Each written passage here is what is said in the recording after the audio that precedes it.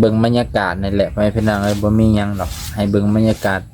การเดินทาง แต่ละมื้อว่าเป็นจังไดเส้นทางมันยากบ่มันไกลบ่ทางเทิงอืมครับป้าเพิ่งจะได้ขึ้นไว้เด้ครับสาธุนี่สบายดีพ่อแม่พี่น้องตอนแรงๆเด้อสวัสดีทุกผู้คน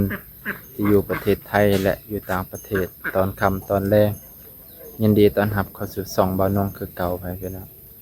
มื้อนี้กลับมากับลุงอาจคือเก่าพ่อแม่พี่น้องสบายดีเด้อสบายดีที่ผู้ใหญ่ทุกท่านโดยเราในต่างประเทศมื้อนี้เป็นมื้อที่เท่าใดแหละที่มานวดนี่บ่เนาะมื้อที่2มื้อที่2โดยจบคอร์สมื้อที่2แล้วเพราะว่าตอนแรกเนาะโดยจบคอร์สมื้อที่2แล้วมื้ออื่นจังว่ากันใหม่อีกมื้ออื่นอาจจะเป็นมื้อสุดท้ายของทานหมอเพิ่นถ้าพังเพิ่นสิว่าจังไดจังว่ากันอีกเทื่อนึงตอนนี้เพิ่นกำลังเอ็กซ์ไซส์ผู้ป่วยอยู่พาออกกำลังกายผู้ป่วยเพิ่นก็เป็นอัมพฤกษ์หลายเดือน5 เดือนเพราะว่าเพิ่นละมามองนี่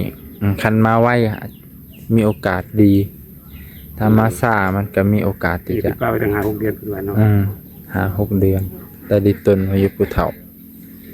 มันเป็นผู้เฒ่าบ่ได้สมมุติว่ารุ่นเดียวกับลุงงานก็บ่40 กว่าบ่เพิ่นก็ประมาณนั้นเด้อนี่แหละคนป่วยแล้วอายุคือหลายเนาะคิดหลายก็เบิ่งมันก็เลยเฮ็ดคือเฒ่าเนาะที่จริงอายุยังน้อยแม่นแหละพี่น้องให้กำลังใจลุงอาจกับบ่าวนงเด้อพี่น้องพุ่นละคอมเมนต์ก็พอแหละเนาะบ่ต้องการหยังหลายอีกคอมเมนต์แล้วก็อย่าขามโฆษณาให้บ่าวนงค่าน้ำมูกน้ำมันนี่ก็ย้อนบ่ขามโฆษณาได้พี่น้องถ้าขามโฆษณานี่ไปบ่ฮอดได้นี่ถ่าเพิ่นก่อนพี่น้องเพิ่นพาลุงเพิ่นออกกำลังกายตัวมองนี่เพิ่นอันนี้ได้มีประตูแมงใหม่เพิ่นเปิดหลอดไฟสีม่วงๆแล้วเพิ่นก็แมงใหม่จะตกลงนะฮะแล้วมันก็อันนั้นตกลงในน้ำเพิ่นก็เอาไปกินเพิ่นปลูกไว้ได้แผ่นๆท่านเพิ่นปลูกไว้ปลูกในอยู่แนวกินไว้ผลไม้คากไม้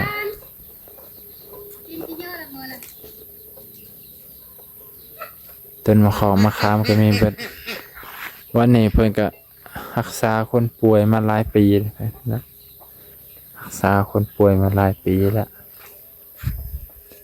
โอ้ต้นมะคุงเพิ่นคักไว้ขอกงัวเก่าเลยนี่บนขอกงัวเก่าก็เลยมีฝนตกมามีงัวก็ดีอย่างนี้มีฝุ่นให้งูให้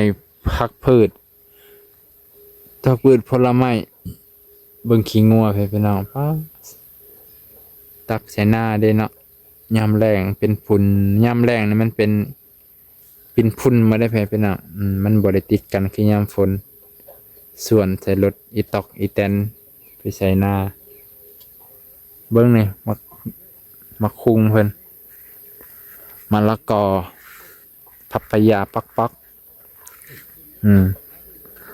เพิ่นปลูกดีเต็มเลยนี่ของบ้านนงนี่บ่ได้ซ้ำนี่ซ้ำมันบ่มีฝุ่นน่ะที่หลักๆมันบ่มีงัวขี้งัวนี่มันเฮ็ดให้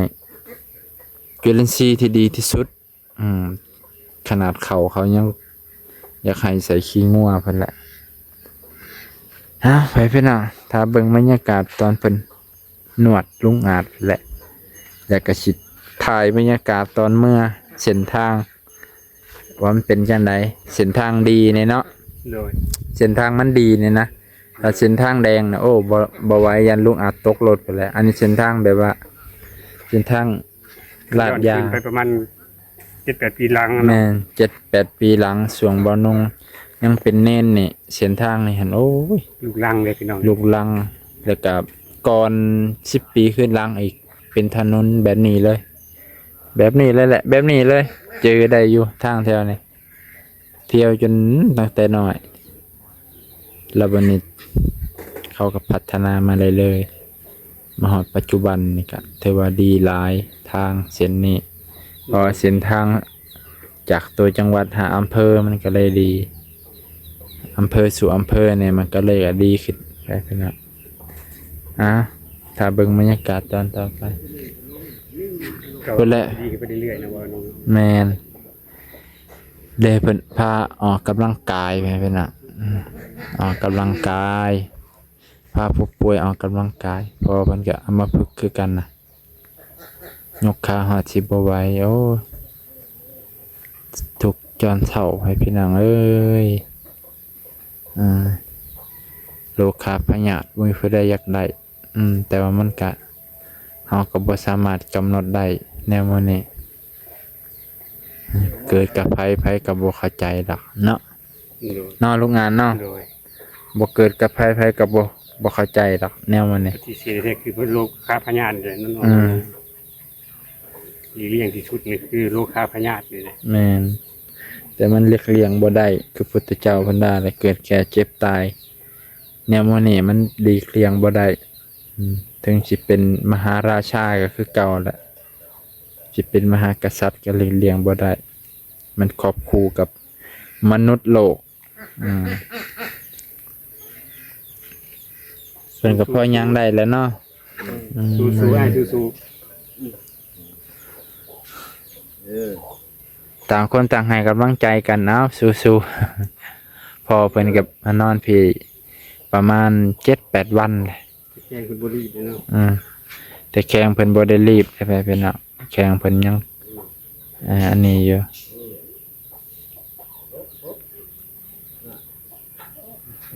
เพิ่นจะเป็นเบื้องซ้ายไปพี่น้องต้นปลายสาเหตุเพิ่นก็บ่ฮู้ว่าเป็นย้อนหยังโอ้ยเฮามาอยู่ในนี้เฮาสิรู้สึกเลยว่ามีแต่คนป่วยแบบว่าผู้ไข้ผู้โซแบบว่าบอนเวทนาน่าสงสารว่าซั่นล่ะคือกับอยู่ไปโรงพยาบาลไปโรงหมอนี่คือกันเด้ ไปโรงพยาบาลก็หวังว่า ไปลาบอยู่มันอยากให้ลาบเลยไปพี่น้องไปเบิ่ง นั่งบนเทิงไปได้เอ้ยเมื่อเจียมันท้องแต่ก่อนไปสิย่างบ่ได้ไอ้เจียมันท้องน่ะเจียมันหักอันนี้ไม่ทันน่ะ ตะกี้เฮาก็นั่งรถบ่ได้เด้นั่ง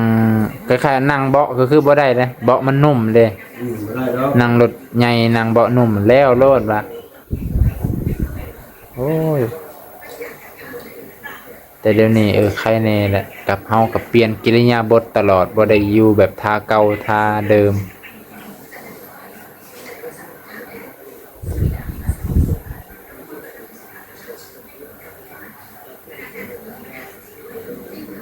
เส้นเอ็นรับแล้วบ่อยากลงอัดยังบ่นวดจนมีแห้งครับข่อยไม่ได้อยากนวดซื่อๆเด้อข่อยอยาก สำคัญ อยากนวดมีแห้งกระโต สำคัญไม่ ต้องใส่ส่งคาสันก่อน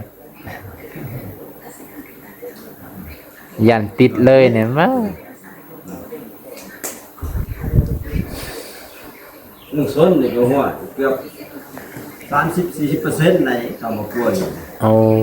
ส่วนบุรีแต่ในลงหมดแล้วหมดลงมา เฮาก็หากะฮู้น่ะ บ่ เฮานี่ไปฮู้อยู่หั่นได้นี่อยู่ห้องหมอนทันมาแววได้นี่เห็นพอน่ะมานั่งใกล้ๆแล้วนั่นเด้เจ้าลองไปนวดอยู่บ้านดอนแดงนี่ฮู้บ่โอ้โหบ้านดอนแดงแถวใดวะเลยไปอันน้องพาซื่อ ท่านมาแววก็ยังมานี่ได้ท่านมาแวว โอ้ทันมาทันมาแกด คันบ่ได้ไปมื้อนั้นก็คือสิบ่ฮู้เจ้าเด้ ญาโน่เด้ครอบครัวจังซี่ เออยัง บ้านใหญ่ยังก็งาน แต่ว่าเพิ่นหันบ่ได้เป็น แบบนี้เนาะ แม่น เพิ่น อันนี้เรื่องขี้ซังตัวนี้นะมันบ่มีบทกลัวได้ เดี๋ยวบอกแบบสุดแล้วนะ อันที่เขาบอกหันบ่ต้องเชื่อ เชื่อผู้กลัวมาแล้ว เด้อ จะสิว่าโอ้ยเท่านั้นเองบ่มีเดี๋ยวว่าบ่สุดโลด แต่ว่าก็สิว่าบ่สุดแนวเพราะว่าคอยเห็นคนที่สี่เพราะว่าเห็นแต่ละคนเขาบ่แม่นสิว่ามันคือปากแก่วิศวะนะเขาก็ดูการเงินคนหนึงอยู่ธนาคารคนหนึงอยู่ตำรวจ มีแต่ผู้มีเนาะ ผู้มีซะ ก็ยังเอาบ่ได้ เอาบ่ได้บัดนี้ผู้หนึงอีกอยู่เสียงขวางมา โอ้ สองคนน่ะคนกลัวเบิ่งมันบ่ได้ว่ายากลัวบาดนี้เขาว่าหมดแล้วบ่ไปเด้อนับแต่จีนก็ไป คันว่ากิน สิเขาจับเส้น ยาต้มยานี่ก็พอมีให้เพิ่นลองบ่ พอบ่อยากให้กินนะมันบ่ได้แต่สิกินไปจะได้เพราะว่ามันเกี่ยวกับ โอ้ สมองโดยเฉพาะสมองมันอยากรีบว่าซั่น เกี่ยวกับ ซี่ สมองกินไปก็บ่มีผลแบบนี้เนาะ แม่นจะว่าก็สิว่าตัวต้มกันน่ะเฮามันตัวต้มบ่เป็นน่ะนะ เลย ถ้าว่าได้คือเขาว่าได้โลดถ้าบ่ได้คือบ่ได้โลดนะ โดย บ่อยากอันนี้อีก เข้าใจ คือสินั่นนี่ดิที่ว่าดีพี่น้องเพราะเรามีแห้งแบบบ่อยากให้มันอันนั้นหนักกว่าเก่าที่ว่าสิให้มันมันบ่ได้เพราะว่าพี่บ่มอนสร้างการแต่ว่าปีนี้ซ้ำนี้ปีหน้ามันหนักกว่านี้ปีหื้อหนักกว่านี้ไปเรื่อยๆต่อไปสิเอาเข้าเรื่อยกินน้ำเองบ่เป็น ก็ยาก มันบ่สร้างการ ตัวนั้นนะ 30 ปีข้างหน้าเนาะ อืม อันนี้ก็สิซื้อยาหลวงนำมา พอบรรเทาบ่ให้สั่นแฮง เน้นสิอย่าดวงให้เขากระตุ้นไว้ พอบ่ให้มันสั่นแฮง เขากระตุ้นไว้นี่เฮากดไปสิอยู่สิ กดเส้นประสาทนี่อยู่แล้วเด้อบ่มี ก็บ่สั่น อยู่กันสองคนอยู่เถิงนี่จับเส้นประสาทนี่เห็นบ่เม็ด บ่สอนเนาะ บัดเถิงอีกคืนนี้ อ่า ขนาดเพราะว่ามันนี่หยุดมันเลิกได้ในนี้นึง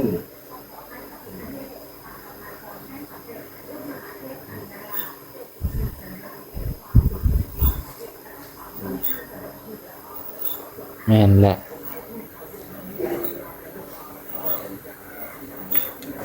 อันนี้พอให้เพิ่นคลายเอ็นคลายเส้นซื่อๆเพิ่น บ่อยากให้เป็นกบลายนะนี่เห็นบ่ครับ เพิ่นก็ว่าอยู่ ตัวนี้นี่ เพิ่นก็ว่า ขึ้นรถ มีแห้งโตสบายโตอยู่เพิ่นน่ะ แต่ว่าให้เซาสั้นนั่นบ่ได้เพิ่นน่ะเพิ่นก็บอกอยู่เจ้าของผู้เป็น เพิ่นน่ะรู้สึกว่ามีแห้งมาหนวดมานี่ เวลาอย่าให้เรากินข้าวแซ่บก็รับนะไปด้วยนี่พวกมันนั้นสั่งสะ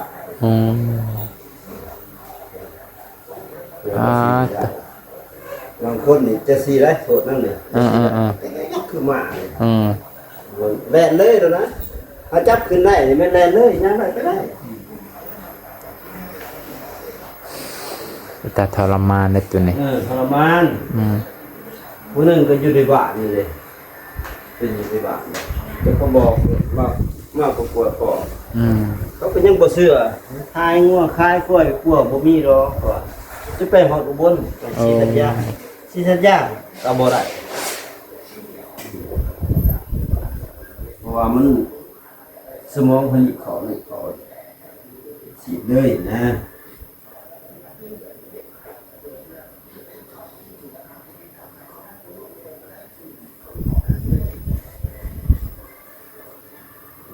โอ้ยมากบ่อยกำลังใจกับแม่นบอกเดี๋ยวโอ้ได้หมดเลย บอกความจริงเนาะ ว่าความจริงโลดเห็นว่าจะเมืองจะแข็งก็ยามาเลยเพราะว่าโอ้ยะทานใหญ่ก็ยาไปบอกโลดจะยากกันหาเพิ่นยังบอกให้เพิ่นก็ประดับได้ ยายกันหาเพิ่นก็ยังมาบ่ มาอยู่ เอาเพิ่นเป็นอิหยังยะทาน สองอย่างเลยเสียตีในสมองกับกระดูกทับเส้น โอ้โอ้เพิ่นก็ยังมีตัวนี้เนาะยังมีตัวตีบเนาะไขมันหลายบ่ มันแบบว่าอันนี้แหละความดันนี่แหละ โอ้ความดันเนาะเพิ่นก็เป็นคน ยาดมน่ะเนาะยาทานดมน่ะก็อันนั้นมีคนแห้งน่ะ โอ้ เอายายังมาตอนนั้นเราถือคอเขาน่ะลืมน่ะมันมีโรคชิปดังๆน่ะนะ ผมมาจับมา มาจักกันเราถือคอเขาเป็นพวกมัสยา10 บาท มาหาเจ้า กด3 มื้อกดออกให้ได้เศร้าเลยนี่มันดีตัวนี้เลยมันไข่ดีกว่ามันมึน โอ้ อยู่วัดดงมะตูมเด้ อ่า นี่เอ็นตัวนี้มันดี โอ้ เอ็นประสาท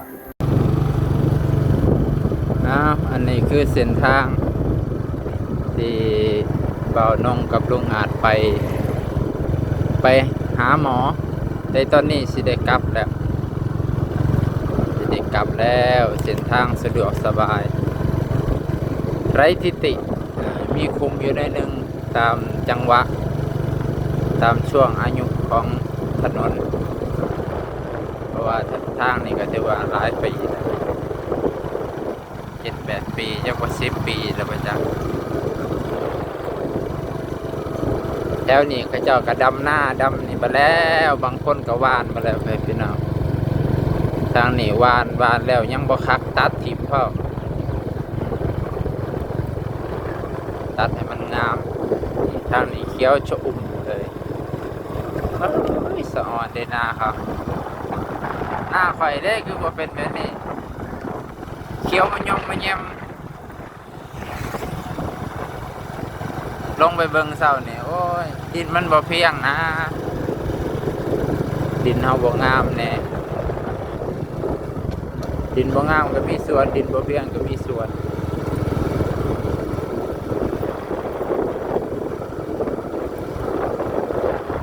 บรรยากาศตอนค่ำตอนแรงก็แบบนี้แหละเย็นสบายแต่ตอนเช้าแดดเนาะแดดแห้งเนาะลูกงานเนาะเพราะว่าตะเวนมันขึ้นฝั่งนี้เด้ตะเวนมันขึ้นฝั่งนี้ก็ได้แดดแห้งอันนี้ตะเวนตกทางหลังเย็นสบายซาวนา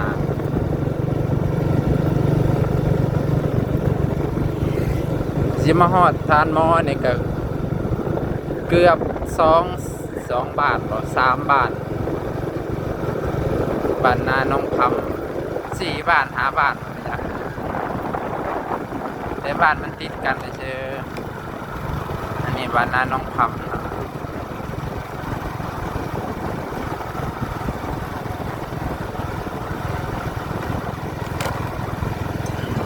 บ้านแถวไหนก็มีแต่บ้านหลังใหญ่ๆหลังโตๆเพราะแถวเขตนี้ก็เศรษฐกิจเขาก็ดีแน่ทางเศรษฐกิจ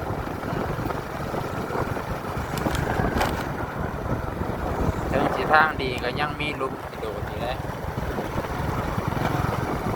บางบอนหลุมกับทางตัวนี้มีหลุมเกือบบ่เห็นได้เพราะมันอยากเสมอกันเลยมันบ่ค่อยอะไรแต่บ่ขี่บ่ระมัดระวังมันนี่ก็ถือว่าเป็นตอนแรกของวันที่2พรุ่งนี้มาใหม่ไปนะนี่มาใหม่ตอน7 โมงหมออยู่ตลอดดอก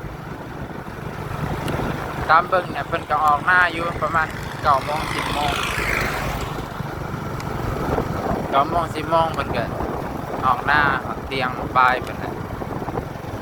คันลูกค้าหลายเพิ่นก็ออกหน้าซ่า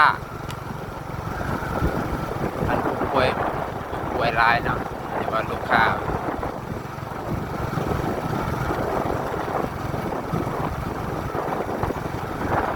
ตอนแรกเนี่ยเขาไปบ่ฟ้าวดอกตอนแรกตอนเช้าก็ยันมุไปปะ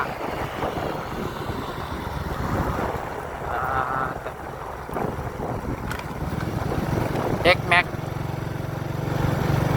เอ็นแม็กบอกว่าเอ็นแม็กนี่แหละเอ็กแม็กเบิ้งเข่าไปพี่น้องเขียวงามเลยเด้อบ่สะออนเนาะ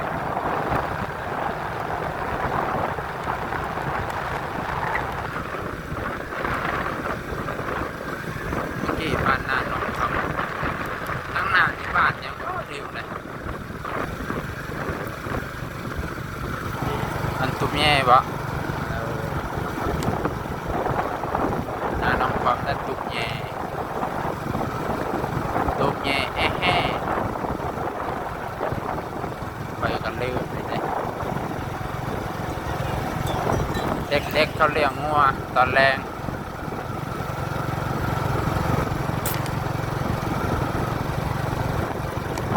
อันนี้ว่าบ้านตุ้มแย่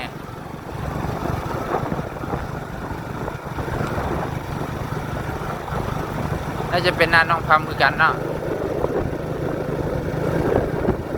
คุมเนื้อคุมไตเด้บางบอนเขาก็ยังบ่ทันดำได้ไปเนาะเบิ่งต้นตาลนี่ก็สิหลายปีเนาะโรงงานเนาะสูตรจะเถิดเจ้าว่าสิสร้างมาเสา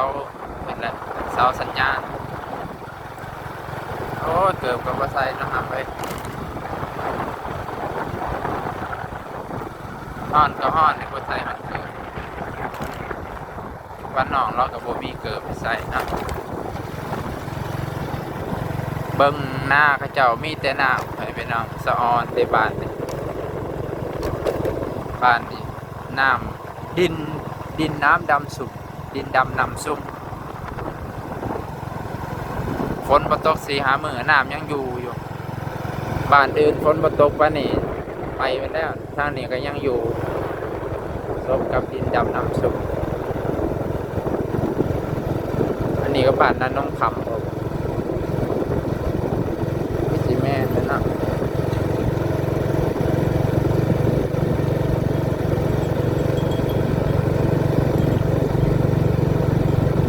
พาชมบรรยากาศอยู่ที่ประเทศลาวนะครับบรรยากาศก็จะประมาณนี้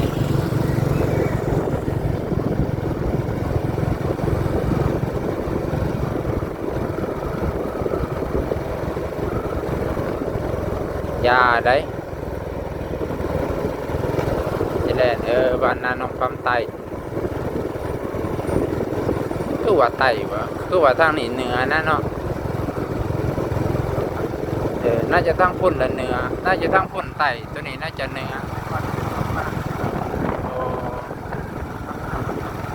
โอ้แต่มันเป็น2 บ้าน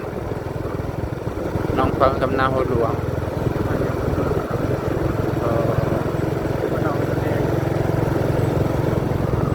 โอ้ตะเกียดอนแดงก็คือกันบอก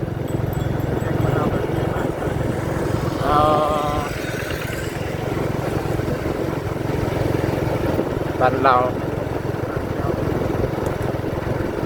ากับบ้านนาตาย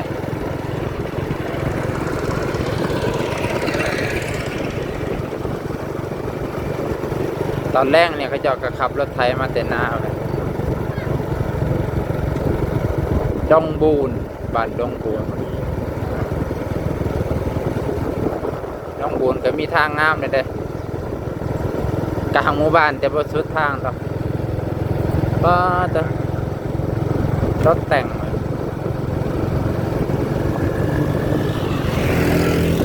น่ะรถช็อปเปอร์ได้หันได้รถช็อปเปอร์เก่า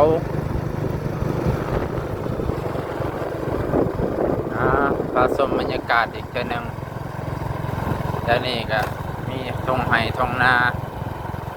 มีแตินาหวานพี่น้องส่วนหลายนาหวานเบิดฮะเนาะนาหวานไว้ได้ไปพี่น้องเพราะว่าเขาเมื่อยเฮ็ดเลยคิดว่าหาวิธีที่มันง่ายแต่ได้เขาร้ายคือเก่าเขาก็เลยประยุกต์เฮ็ดหน้าแบบประยุกต์ไม่ใช่เฮ็ดแต่แบบเก่าโอ้บ่ไหวแห่งกูมื้อนี่ลูกหลานบ่อยู่ลูกหลานไปไทยเบิดเขาก็อาศัยหวานเอาก็ดูแลใส่ปุ๋ยใส่นี่แหละกำจัดหญ้าใส่ปุ๋ยผลผลิตก็ได้หลายคือเก่าส่วนหลายจ้ะแต่ว่าเฮาเนาะคนบูฮานผ้าดำก็ดำซั่นแหละต่างประเทศเขา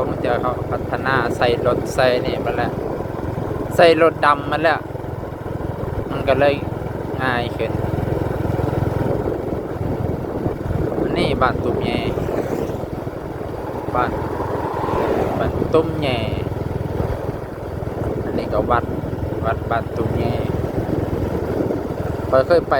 เคยมาสงกรานต์เทื่อนึงมาที่ไทยแรกๆมาเลาะสงกรานต์สงวัดสงพระแต่ละวัดแห้งกว้างหน้าเขาเนาะป๊าดโตสุดใส่หูใส่ตาจะแมนอยู่พระเจ้าก็จืดเห็นหลายปีเนาะพระเจ้าก็จืดอยู่เนาะ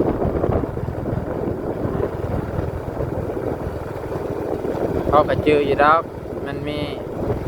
เขาเห็นมาหลายปีแมนปัญญาดอกจะเนี่ยร้านหน่อยเลี้ยงงัวงามไปดิ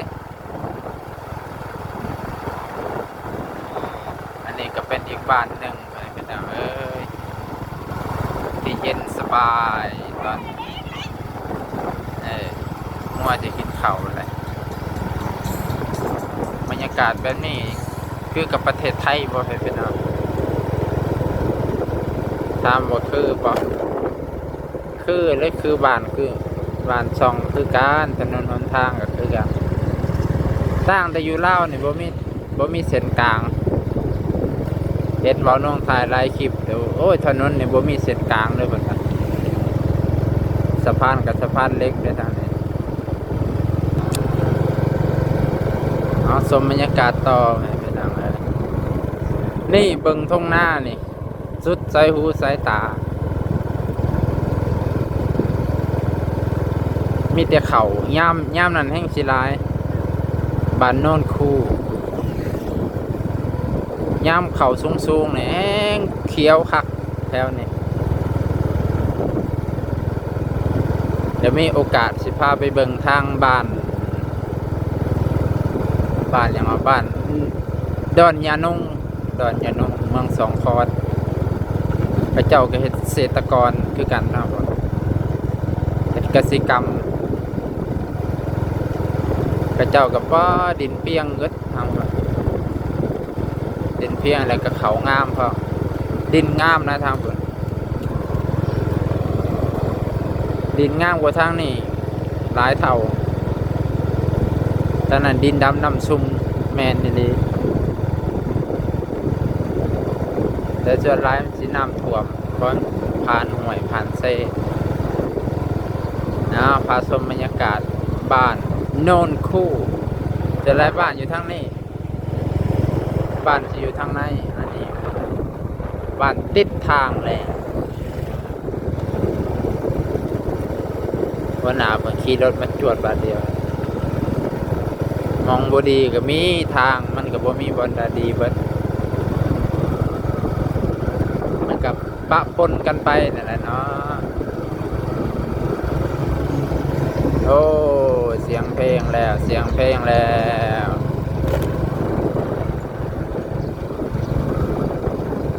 มาตอนแรกนี่ดีอย่างหนึ่งบ่ได้เปล่าเลยเป็นเอาปล่อยไป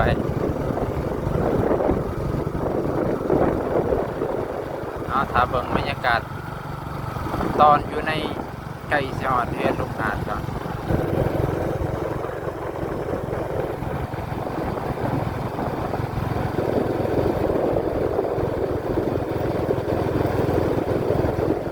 วนี้เจริญหลายไปพี่น้องไก่จอยบ้านลุงอาจเจริญ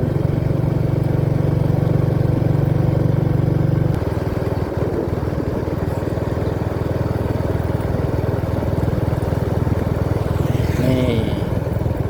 อันนี้เนินสูงจึงไก่สิขึ้นเข้าสู่ตัวอำเภอทางหน้านี่ตัวอำเภอไว้ตัวอำเภอคือตัวเมืองนั่นแหละเบิ่งคือบ่มีหยังดอกเลยแต่ว่าก็ทางในก็เจริญหลายเจริญกว่าทางเมืองจำพรนะเมืองชนเพราะว่าเมืองชนนี่มีการพัฒนาเรื่อยๆตามที่สังเกตห้านค้านี่งอกขึ้นตลอดเมืองจำพรนี่ยังบ่ปานใดเป็นเมืองเก่าอยู่แต่ว่าความเจริญยังบ่เพิ่นว่ายังบ่ทันเมืองชนขนาดว่าเมืองใหม่นี่เนาะแต่ก่อนมันเป็นชื่อเมืองใหม่เลยเป็นเนาะชื่อเก่าๆคนเก่าเขาเมืองใหม่นี่แหละมองบ้านของลุงอาจอยู่สิเจริญรุ่งเรืองมาก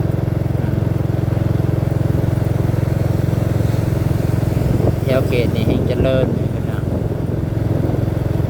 ร้านค้านี่เต็มเลยไม่อยากให้ว้าวนะไปพี่น้องจบเพียงเท่านี้ก็จะได้เลี้ยวนี่แล้วบัดนี้ได้คนทางในเด็กน้อยก็เจ้าออกกำลังกายเอ็กซ์ไซส์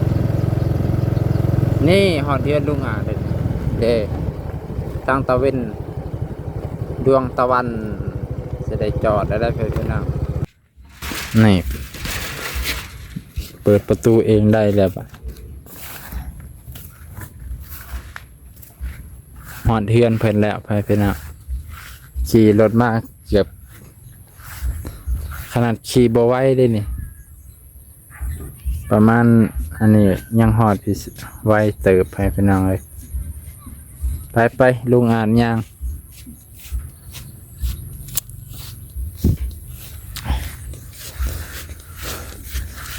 สบายเนื้อสบายโตบ้าลุงอาจ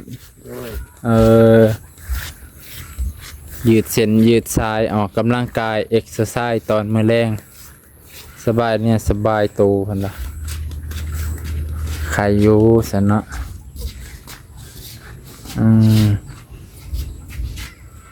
คุณแม่เพันอยู่เทิงบ่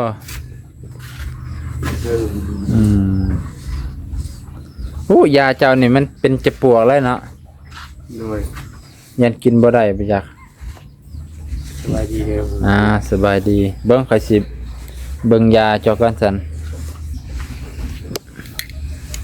มันเป็นฟองแล้วพี่น้องจักว่าได้กินสมแล้วไปจักพี่น้องเอ้ยฮอดเดือนฮอดซ่านอย่างปลอดภัยและสวัสดิภาพอย่างไรก็ขอโทษขออภัยเด้อพี่น้องถ่ายคลิปตอนขับรถเฮาก็บ่ได้แล่นไว้ดอก20ทางมันดีกว่ามันคันทางบ่ดีก็บ่กล้าถ่ายเพราะว่าทางมันงามทางบ่มีหลุมบ่มีบ่อให้เบิ่งบรรยากาศนี่แหละพี่น้องเอ้ยบ่มีหยังดอกให้เบิ่งบรรยากาศการเดินทางแต่ละมื้อว่าเป็นจังไดเส้นทางมันยากบ่มันไกลบ่ได้ไกลพี่น้องประมาณ20นาทีก็ฮอดเพราะว่าทางมันสะดวกจังไดก็ถ้าติดตามตอนต่อไปมื้ออื่นพี่น้องมื้อนี้ก็สิจบเพียงเท่านี้ก่อนมื้ออื่นก็สิมาประมาณ 7:00 นซ้ำเก่าอันได้ลุงอาจเด้อเตรียมเนื้อเตรียมตัวกินข้าวถาก่อนก็ได้ตะบะเนาะเพื่อจะได้กินบ่ได้กินข้าวบ่ได้แต่นวดอินบ่กินข้าวหมอนวดไปนวดมามันสิหักออกเลยเนาะเพราะว่าเพิ่นตอนนวดเราดึงขาขึ้นนำไปเป็นน่ะคมนำแล้วก็ มันแน่นท้องบ่ได้เด้เนาะ โดย พวกแน่นท้องเป็นหนวดนี่มันอันตราย บอกเพิ่นว่ากินข้าวแล้วเอ็นมันแข็ง โอ้ มันเจ็บ เอ็นมันสิแข็ง คือว่า ถึงแล้วสันเอาไปพี่น้องสิจบเพียงเท่านี้กันมันนี่อำลาพาจากเพียงเท่านี้ลงอาจมื้ออื่นพ่อกันไหม ได้หลายๆเด้อว่า โดย ที่ทุกท่านที่ไหนทุกท่านที่ตามกำลังใจมาตลอดมา โอเค ขอให้สุขภาพร่างกายแข็งแรงทุกท่านเด้อ สบายดีสบายดีแต่พี่น้องบ่น้องกะอำลาพาจากเพียงเท่านี้ก่อนเด้อพี่น้องไปลงงานเมื่ออีดีได้ป่ะนี่อำลาแบบนี้เลยพี่น้องบ่น้องก็สิไปอัพคลิปตัวนี้แหละเมื่อก็เด้อแม่เด้อโดยมาอื่นจังว่ากันไหมพี่น้องมื้อนี้ก็สิจบเพียงเท่านี้ก่อนบ่น้องจะบ่ได้ไปไสเลยมื้อนี้พี่น้องเพราะว่าออกไปหน้าแน่ออกไปเบิ่งเขาอยู่หน้าออกไปเบิ่งเขาอยู่หน้าก็เลยมีผู้หลักผู้ใหญ่เพิ่นโทรมาให้กำลังใจลุงอาแล้วก็โทรมาให้กำลังใจบ่น้องถือว่าออกไปหน้าแต่ว่าคุมอยู่ให้พี่น้องมื้อนี้จบเพียงเท่านี้ก่อนขอบพระคุณหลายๆเด้อ